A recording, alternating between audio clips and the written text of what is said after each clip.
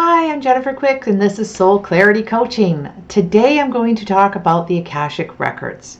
I'm going to talk about what they are, why we access them, what does it tell us about our souls, and how does this relate to having a human experience? And everything comes back to our daily life. So welcome to my channel. Please subscribe, hit the notification bell, like this video, and pass it on to a friend if you can. Help me build up my following. Anyhow, so the Akashic Records. This is, so what is it? So Akash, let's start with that. Akash simply means etheric. It is an old Sanskrit word, so it's very ancient language, and it means ethers. So that is all. Energy cannot be destroyed, and everything that we do has an energy signature to it. Well, all of that energy is in the ethers. And when we access an Akashic record, we are accessing an energy signature.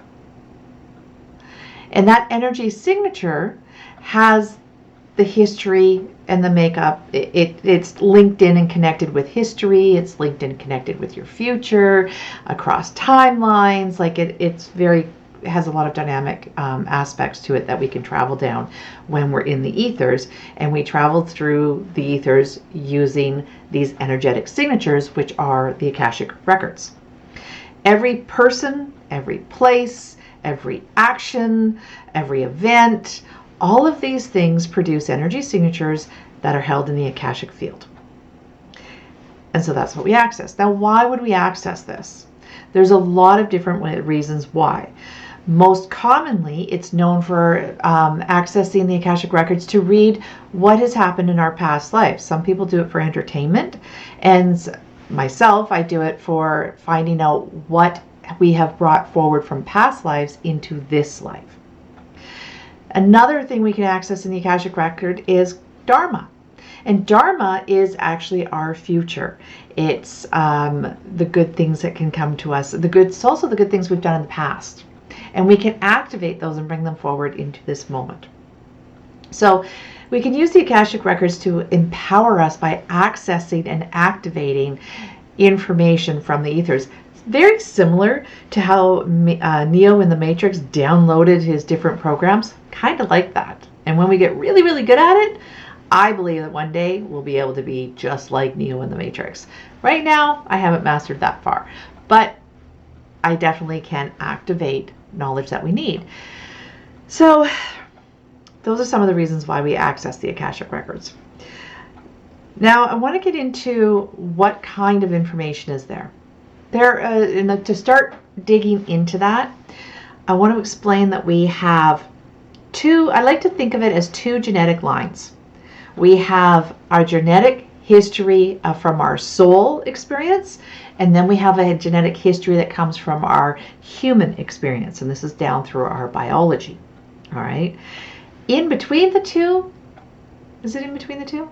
Yeah, it's kind of in between. An influencing aspect is the social collective thought, which influences how these come together.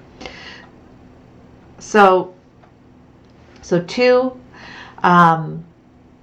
genetic histories: soul history and our human ancestral history. Soul history is all the experiences your soul has had since the moment that it separated from the overall collective unity thought and started having an experience of itself. Your soul has had many, many, many experiences on different planets, in different galaxies, in different timelines, and a lot of them are still there.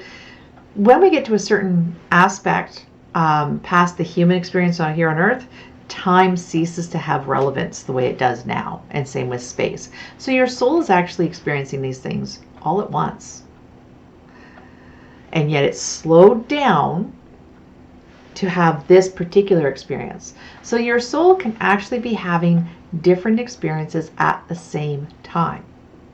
But there is a lowered density aspect of your soul that is specifically having this experience, which is you right now. When when a soul condenses its energy to become and connect with a human body, the physical body, the genetics of that human body are perfectly matched to what the soul wants to experience in this life. And there's a lot of variations as to what that soul story is, as to why it is choosing to incarnate at this time, at any particular time in history. It will be, some of it will be in resolving its own energy misalignments and you know, karma, basically. So its own blocks in its energy. Resolving its own karma. It will also choose to serve the greater, it'll choose to be in service to the universe. It will, and it will choose to come down here to serve humanity in different ways. Those are some of the reasons why they choose to come down here. On top of that, the human experience, as I say all the time, the human experience is actually a pretty freaking amazing thing to have. We are a unique planet. We're not the only planet like this, but we are a unique planet. We have a lot to offer souls for an experience. And from a perspective where there is no, they don't perceive death the same way that we do at soul level. This is more of an experience. The experience is over, they have another experience, and they can always go back to this experience and start it over. They can relive it and whatever they want, but isn't the finality. So the difficult restriction and everything that is here is a little less intimidating to souls, although souls do struggle in coming here because of the overall collective and the amount of service that they're going through. So there's a lot of different dynamics that go to it. And there's before souls actually incarnate down here, it's all about their vibration and frequency and conscious awareness, and how that all comes together to form what kind of experience they want to have while they're here, what contracts they want to be with, who they want to associate, what skills, gifts, talents, things like that they want to bring with them into this life, and how they're going to serve greater by being in this life. And it's quite intricate process that they go through.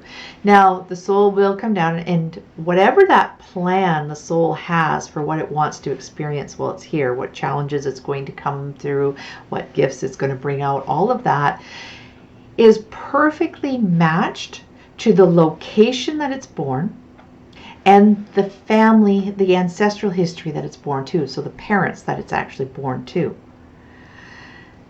They match at that point in time.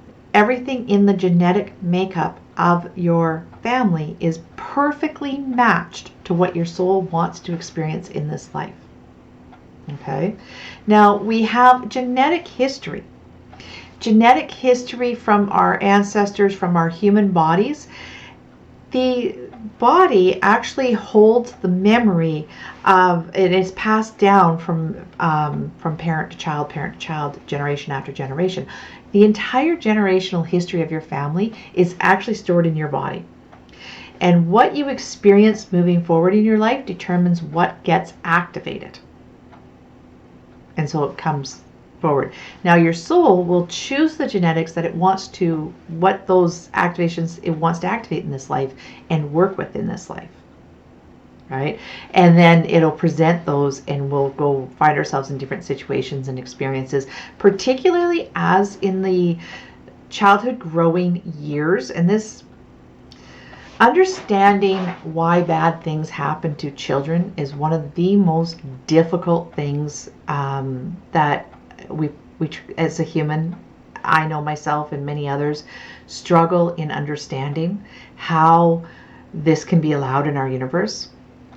But when you start looking at this perspective, this can help. And again, this is intellectually, it helps me understand.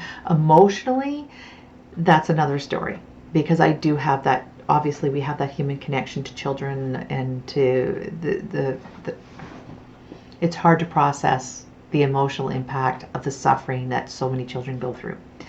But from a from simply a mechanical spiritual perspective of how this works, the soul has chosen the genetics, it's chosen where it's going to incarnate, to what family it's going to incarnate, and what situation it's going to incarnate. Okay?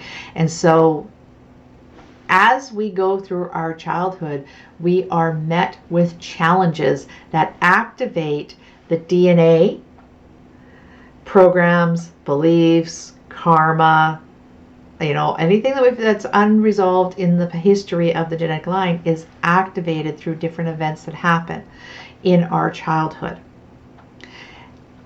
Usually it sets a pattern that as we get older and become more capable of being responsible for ourselves, we can choose to heal, release, and make different choices in our lives from those activated experiences, in which case that's when we end up resolving these cycles that happen. Because when it's activated, it's the rising of a cycle, and we have the opportunity to change it.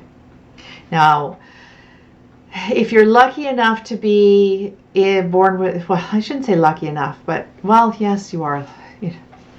Luck is not the right word, I guess. But if your parents, so if a situation happens in childhood and it activates the karma, but your parents respond differently and break that pattern, it may not maintain as a pattern in life for you. It may get resolved at that point, and that certainly happens. But if it doesn't get resolved at that point, it will cycle, and it will repeat on a pattern as your life unfolds, and it comes up, and always you have this where it rises up in your life, and you have a choice point to break that pattern and do something different, end that karma and address it differently. So we always have this choice. And when we step into understanding our soul, understanding our history, and what is being activated in us, we can consciously make a different choice and change that energy signature, putting an end to a suffering, and a pattern of suffering, disempowerment, things like that. And it's always, the goal is always about empowering the soul and the human body to govern itself towards making choices. Now, the choices are you going to align to a vibration of love and compassion, or are you going to align to a energy of chaos and disruption? All right. There can be fear on both paths, but again, it boils down to the choice of action that you take out of that fear. And then really, I believe that we come down to, we have divinity, or the divine, or we have evil. I think that's the polarity of evil and divinity. And really, humans are these unique, the biology of humans has been altered in history, and it is capable of both spectrums, which is like the entire spectrum. It can be, humans have an ability to be very, very evil, and they have an ability to be extremely divine. And each and every one of us is making the choice of how we are going to serve the universe, because both polarities do serve in their way, but you have a choice which way you want to align. Personally, I am choosing to align towards compassion and divinity. With compassion and divinity comes a responsibility for your actions. And unconscious denial, pretending we don't know, doesn't actually come into play. All right? And unconscious behavior is actually moving more towards a fear and chaos and disruptive energy. It's not an excuse. When we make excuses for our behavior, excuses for where we're not taking responsibility in our life, excuses for where we're advocating responsibility, excuses for where we're playing a victim or an abuser. We are actually disempowering ourselves because we're giving our power away to something else in exchange. We're entering an energy exchange with something that is disconnected from the divine.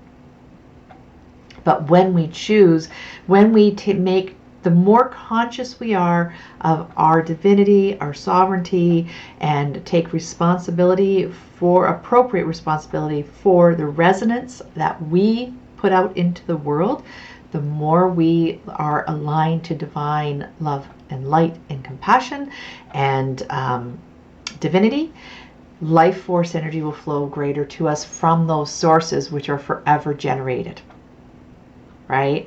Whereas at the agent of chaos, it is agent of chaos, disruption, it is recycling energy within itself.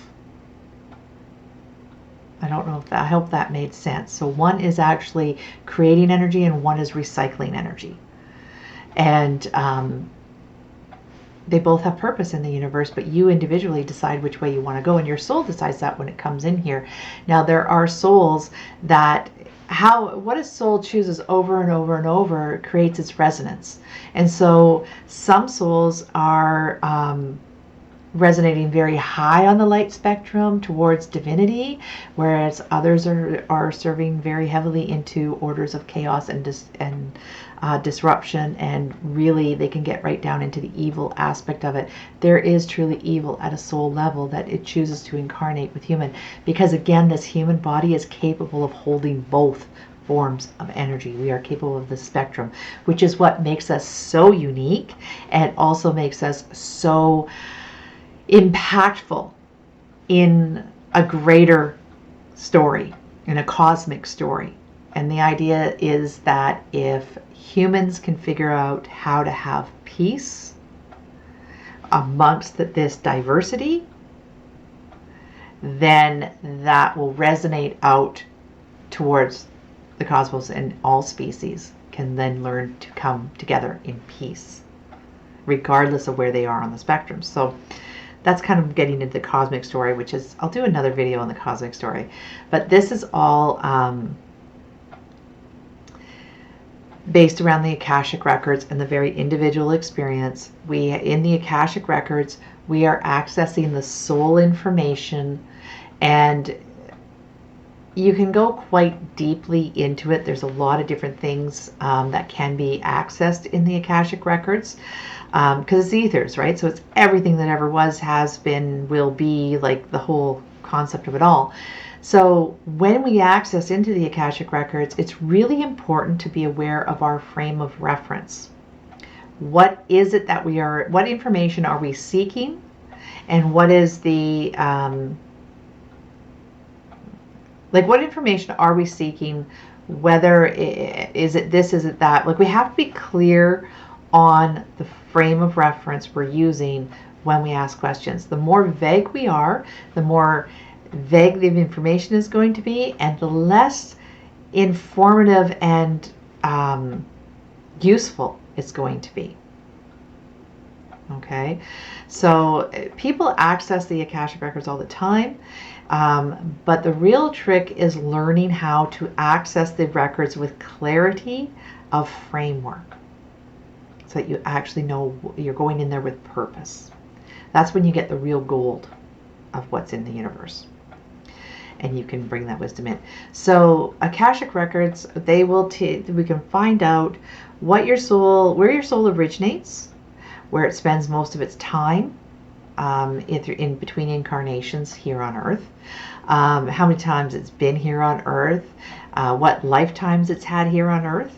Now, there will be a history that the soul has with incarnating on Earth, which will be different than the genetic ancestral. It can be quite different. So you might come from a genetic ancestral that is, maybe you're from, maybe your genetics come from Africa and quite deep history into the African history, and then maybe, thousands of years ago, maybe you were part of Egypt and Atlantis and so on like that, where your soul history is actually more Celtic, and it is more northern, and it was Mongolian, and it was Celtic and pagan and Eskimo, or which is total polarity on of human experiences, what you'd experience as with African ancestral experiences versus Mongolian or Russian or Norwegian genetic experience. They're very different, but again, the experience, so your soul can have a very different background than what your genetics are, right? But the vibration of what the soul wants to work with and come down and resolve in this life has been perfectly matched for the current life that you're living.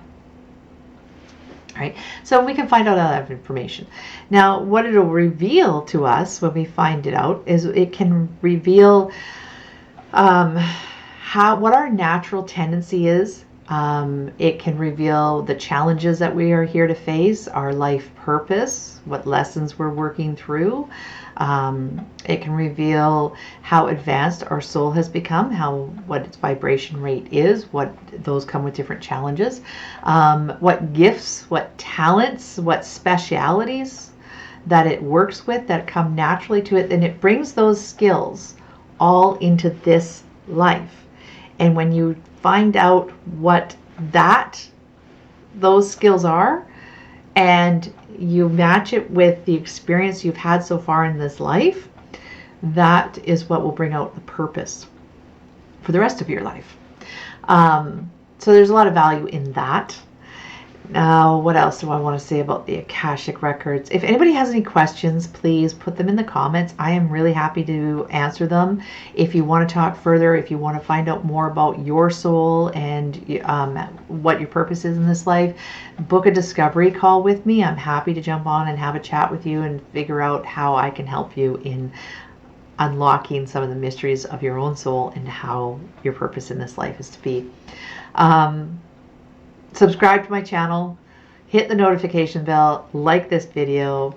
Thank you very much. And so I'll just actually now talk about some of my work that I do.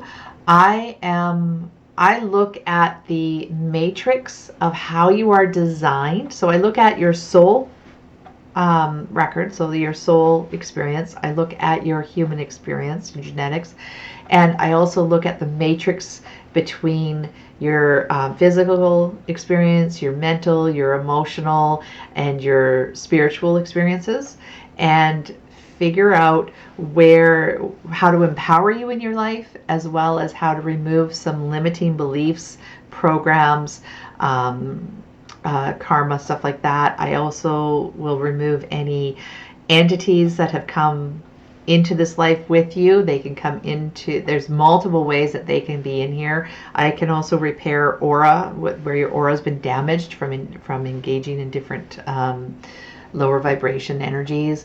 I can find out,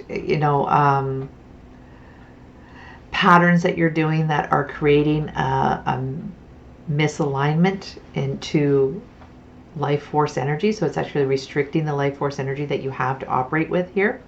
And so that's some of the stuff I do. And then again, I relate everything cosmic. I help people unlock their cosmic story sometimes as well.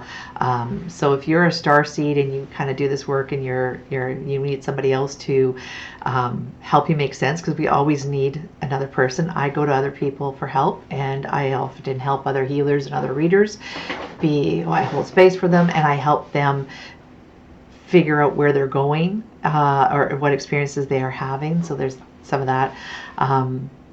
And then I bring everything down into life coaching, where I help you actually enrich your human experience.